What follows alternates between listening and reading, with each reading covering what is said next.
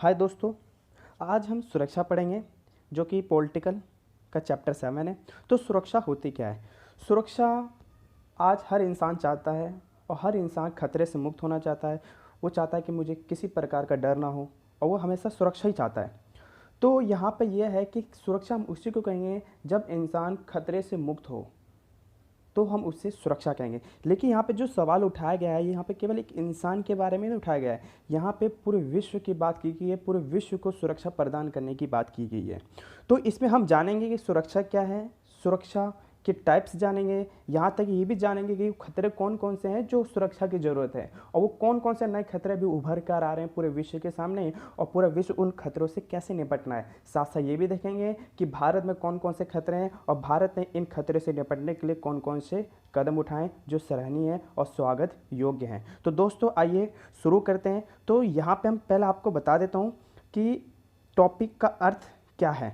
तो देखो यहाँ पे लिखा है समकालीन विश्व में सुरक्षा मतलब security in the contemporary world. समकालीन मतलब जो आज का युग है यही समकालीन है। विश्व मतलब पूरा वर्ल्ड और सुरक्षा मतलब सिक्योरिटी। आज पूरा जो विश्व है वो किस प्रकार की सुरक्षा कर रहा है। सुरक्षा का यहाँ पे एक परिभाषा दी गई है। आप कह सकते हो कि खतरे से आज़ादी वही सुरक्षा है, मतलब भय मतलब डर से मुक्ति, यही आपकी सुरक्षा है। यहाँ पे लिखा है कि सुरक्षा के जो भाग हैं वो दो है। एक परंपरागत सुरक्षा जो ट्रेडिशनल है, एक अपारंपरिक सुरक्षा है। ठीक, लेकिन सुरक्षा से पहले खतरे आते हैं और जहाँ खतरे हैं वहीं सुरक्षा है। तो सबसे पहले हम खतरे जानते हैं कि खतरे हैं कौन कौन से। तो देखो दोस्तों, यहाँ पे जो खतरे हैं, तो ये जो खतरे हैं, एक है पारंपरिक खतरा, एक है अपारंपरिक खतरा। पारंपरिक खतरे वो होते हैं जो ट्रेडिशनल होते हैं, मतलब ये हमेशा आपको अपने लाइफ में देखने को मिलते हैं।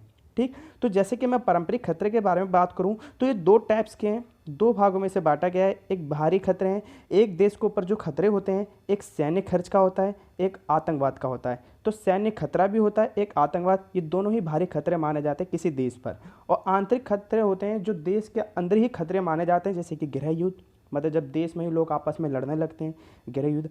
अगला है अलगाववाद। अलगाववाद का मतलब होता है कि जब कोई एक देश का क्षेत्र उस देश से अलग होने की मांग करता है। जैसे कि आपको पता है कि 1984 में पंजाब में मांग उठी थी खालिस्तान की, जो भारत देश से अलग होना चाहता था, वो क्या था, वो अलगाववादी थे। अगला आर्थिक असमानता। जब देश में गरीबी बढ़ती जाती है और एक तरफ अमीरों की संख्या बढ़ती जाती है, तो इन दोनों के बीच में एक खाई का जन्म होता है, जिसे आर्थिक असमानता कहते हैं। अगला है बेरोजगारी।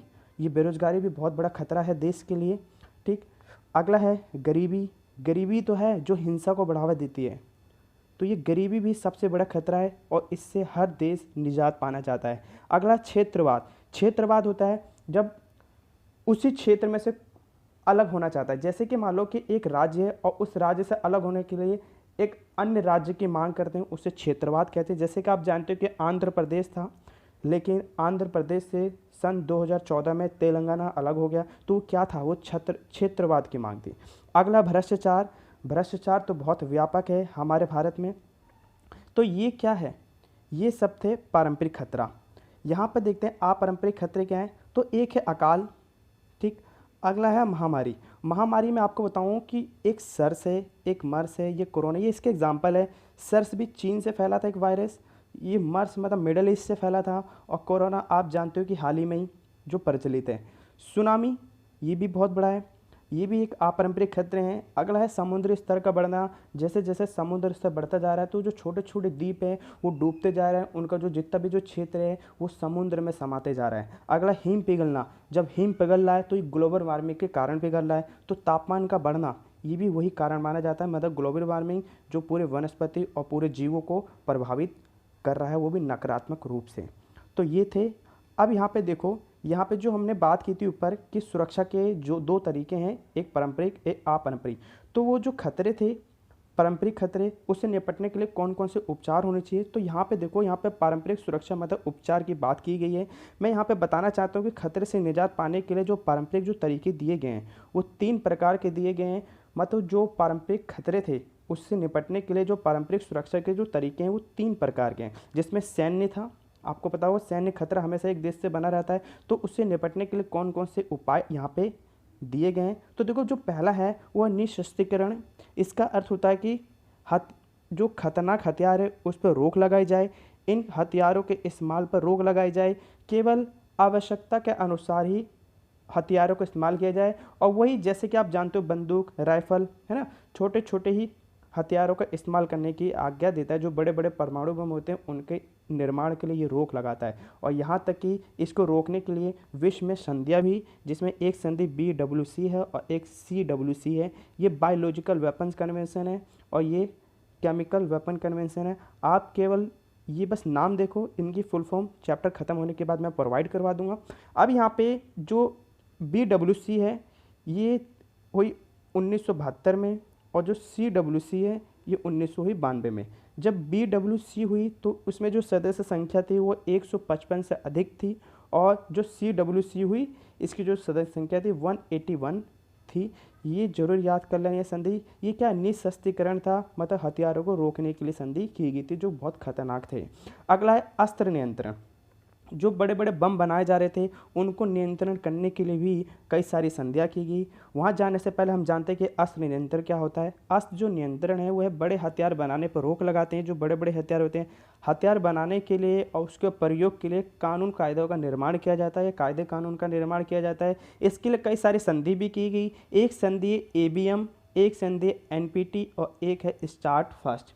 और भी जानते हैं तो सबसे पहले ABM के बारे में जानते हैं। तो यह है एंटी बैलिस्टिक मिसाइल संधि। ये संधि कहता है कि आपको कब मिसाइलों का परीक्षण करना है और उस पर ये रोक लगाता है और उसके लिए कायदे नियम लागू करता है। ये संधि 1972 में हुई थी। ये दो देशों के बीच हुई थी। आप जानते हो कि दो देश वही देश है जिनके बीच शीतयुद्ध छिड़ा था, मतलब सोवियत संघ और अमेरिका। यहाँ पे लिखा NPT, ये बहुत इंपॉर्टेंट है। इसमें 5 देश हैं और ये पांचों देश वो देश थे जिन देशों के पास परमाणु बम था। और ये कहता था, ये संधि कहती थी कि अब हमारे अलावा कोई भी परमाणु बम नहीं बनाएगा और इसीलिए भारत ने इस संधि का विरोध किया था। ये संधि 1968 में बनी थी। भारत का आरोप ये था इस संधि को लेकर कि आप तो परमाणु सक्षम हो गए हैं और जब हमारी बच्चे परमाणु सक्षम की होने आई है तो आप हम पे ये संधि थोप रहे हो। तो इसीलिए भारत ने इस संधि का विरोध किया था, मतलब NPT का। अगला है स्टार्ट। देखो ये स्ट्रैटेजी आर्म्स रिडक्शन ट्रीटी है, मतलब जो बड़े बड़े हथियार है उनके रिडक्शन पर संधि बनाई गई थी। वही देश है, आप जानते हो, जो शीतयुद्ध के समय दो देश थे, सोवियत संघ और अमेरिका के बीच हुई थी 1991 में।